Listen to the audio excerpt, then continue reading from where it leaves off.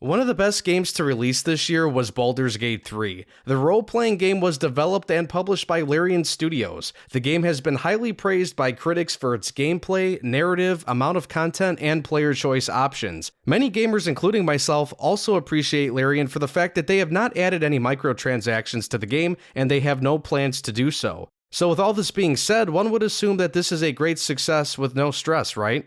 Right, guys?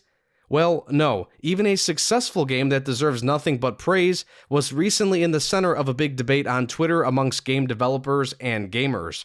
So what sparked this debate? Well, other developers were making posts talking about how they wanted to basically calm gamers down and slow down the hype train for Baldur's Gate. Apparently, some developers out there think we should not up the standard in gaming, especially AAA gaming. So, as gamers, we can't expect greatness from games created by huge companies even after they hype them up for years, leading to their release, and the fact that we usually have to pay $60 to $70 to purchase them, and then perhaps throw more money at the companies for the microtransactions and cosmetics and battle passes, season passes, all that stuff. I don't agree at all with a lot of what these other developers have said, and so do many others on Twitter. We are going to take a look today at some of those tweets posted by people on both sides of the conversation because, in my opinion, this is both comical and yet frustrating that this has to be a drama-filled issue and even be an issue at all. So, let's take a look at gaming drama on Twitter, or X, whatever you want to call it.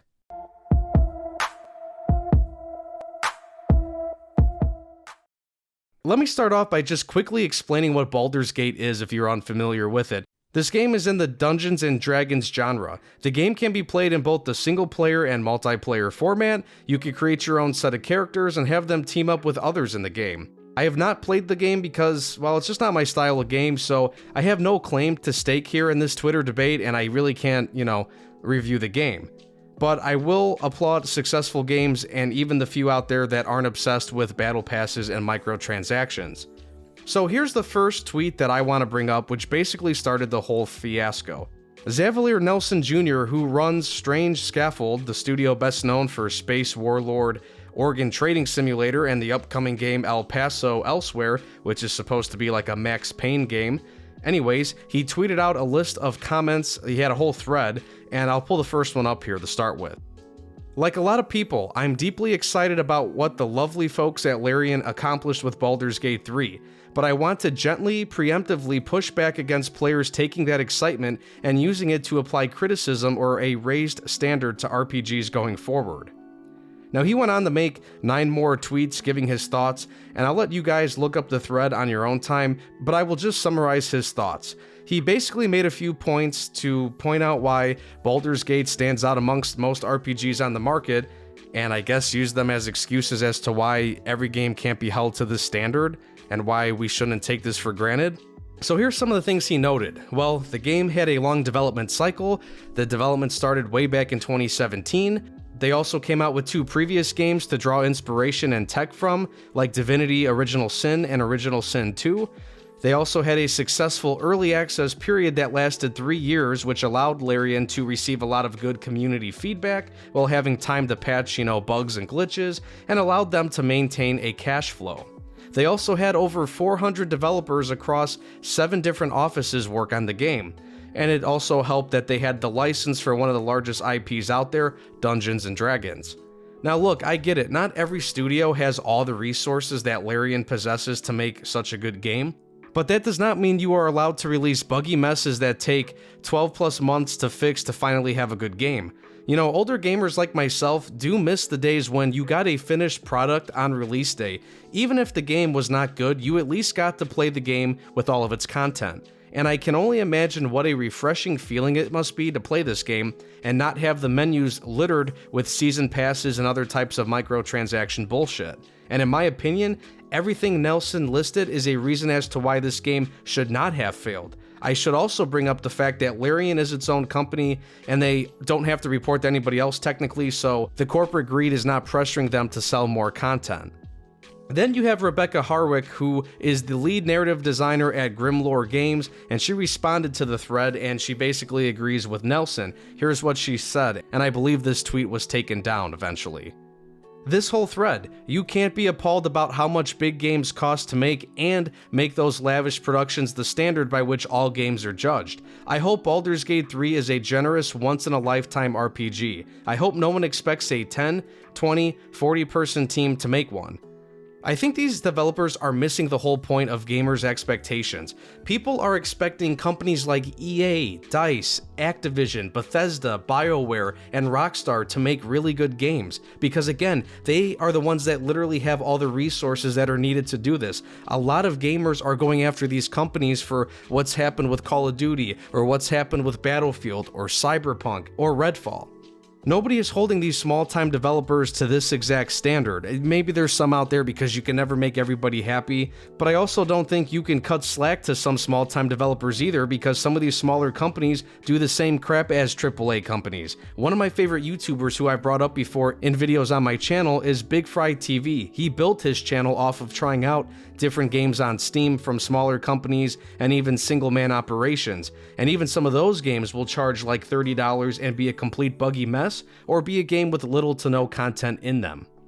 So these small-time developers are criticized as well, and a lot of them rightfully so.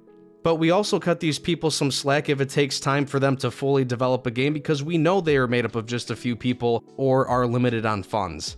How can you not get mad at a major game company who releases a buggy, broken product after you spend $70 to just basically get access to it? Because one, you have to wait forever for some of these games to get better and get their shit together, and sometimes that takes like a year, like Halo Infinite and Battlefield 2042. And whether they are broken or void of content, the companies will still constantly pester you with numerous microtransaction opportunities. I mean, how many times do we have to get burned by big games for these companies to understand this? Cyberpunk, Redfall, Halo Infinite, Anthem, Mass Effect Andromeda, and Fallout 76, just to name the few big ones in recent times.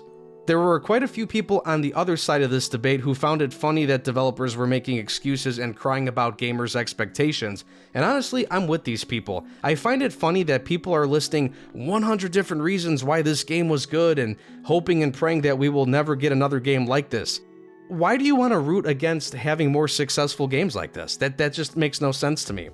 I am waiting for new games to actually feel like next gen. There's still a lot of games coming out that still run and look like games from the previous generation. And we've heard for years now, Sony and Microsoft, they're always boasting about the capabilities of their new consoles, yet new games are still maxed out at 30 FPS. I don't get it. And it makes sense for gamers to be frustrated about this, because we're investing a lot of money into these consoles and we're waiting to see these companies make good on their promises. And I'm not sure why people don't want to continue to up the standard for games. Better quality leads to a better experience. A better experience leads to higher popularity. High popularity leads to more money. Basically, what I'm trying to say here is that good games are good for everybody. Consumers will spend money and be happy. Then these companies will make a ton of money and can continue to grow and make more games that reach that high standard time and time again. It makes sense. This should not be a controversy. It really shouldn't even be a debate.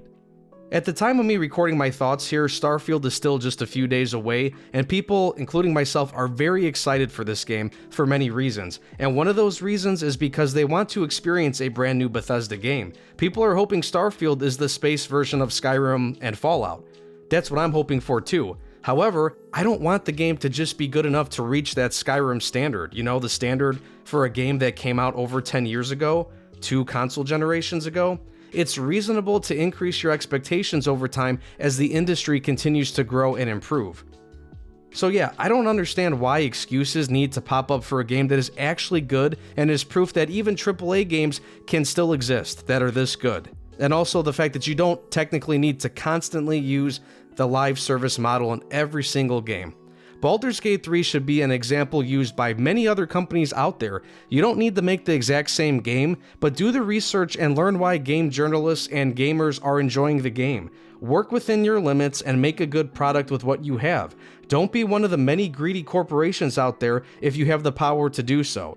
If you are in control of yourself and you're not forced to have to do 15 season passes within the game's lifespan, don't do it.